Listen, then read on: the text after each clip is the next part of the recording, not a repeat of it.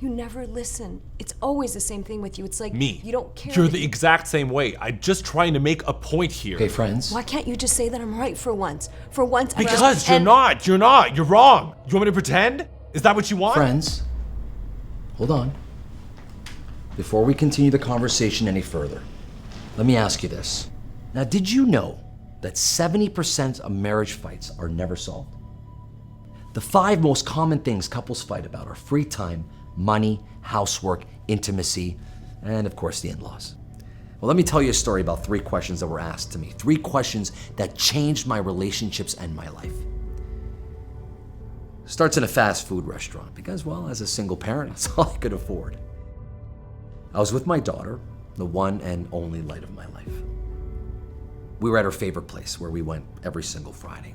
And we were already at our table when a couple walked in. You know, one of those couples, the ones that make you say, oh, look at them, they're in love. Now, truth be told, I had been divorced for 3 years. So instead, I'm thinking, all right, go get a room. But my daughter, though, my daughter kept staring at them and I could see she was distracted as if there was a TV in the room. I'm gonna make a scene of it. So I tried to continue as per our usual talk, you know, school, friends, presents for her birthday, but she just wasn't listening. She just kept on looking at them. And then slowly, with big scared eyes, she turned to me and asked me the most dreaded question for any single parent. What happened to you and Mom? Her mom and I fell madly in love with each other after college. The kind of love that leaves a mark on your heart. We got married and had our beautiful Sophie. And then we started fighting.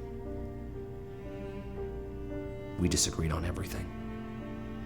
As if we were both raised different, as if we had different opinions on how to raise our child. And those fights led to anger. And anger led to hurtful comments, and we became the worst of partners, and I couldn't stand it, so I left. Now, am I gonna say this to my 9-year-old daughter? No. Instead, I turned to Sophie and said, some people are just not meant for each other, sweetie. She then says, so why don't you ever find someone else? Her mother had met someone, so I guess I was the weird one, being single. But I never thought it would be so important for my daughter. I was pretty sure she didn't want to hear the truth. So I said, I'm fine on my own. I had terrible coping mechanisms, and I poured my energy into my work and my daughter. But I couldn't say that, so I just said, I have no time for relationships. I was so afraid of being rejected that I couldn't even face trying to meet someone else. I told her, you're the only girl for me, sweetie.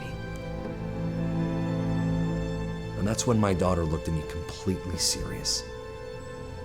9 years old. And she says, I know you're lying, Dad.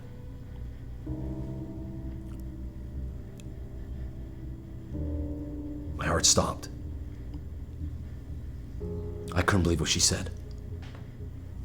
And I thought I was fooling her, but I was only fooling myself, so I tried telling the truth. I said, honey, it's been really hard after your mom and I separated, and I'm not good at meeting people, and to be honest, I don't think I have much to offer.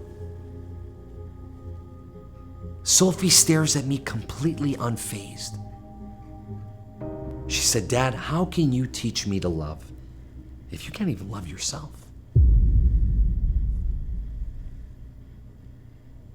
Her words hit me like a ton of bricks. How can I teach her to love if I can't even love myself? In her own wisdom, she taught me what I had missed. Had I loved myself truly, I could have loved my wife. Every fight I picked with her, every time I was angry or felt unheard, it was basically because I couldn't accept myself completely. My happiness depended on my wife loving me back. But that's wrong. You see, in order to love someone else, I needed to love myself first. I should love myself. I can love myself, and so can you. I'm not different. I'm not special, but I am deserving of love. And if you can see that, if you can see that you too deserve to be yourself and be happy today, you too could be happy in your relationships. It doesn't matter who you are, what you've been through, or where you come from. You can decide today to take action and start loving your true self and embracing it. Because then you'll be free to love unconditionally. You'll gain the ability to gift that power to others and change every single person in your life. There would be no problem that's too big or too hard to solve, no struggle too difficult to overcome, no crisis too overwhelming not to band together and prevail, no person too broken that cannot be mended.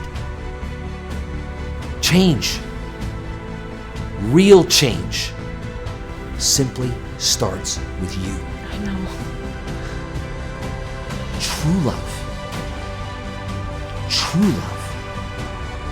starts here.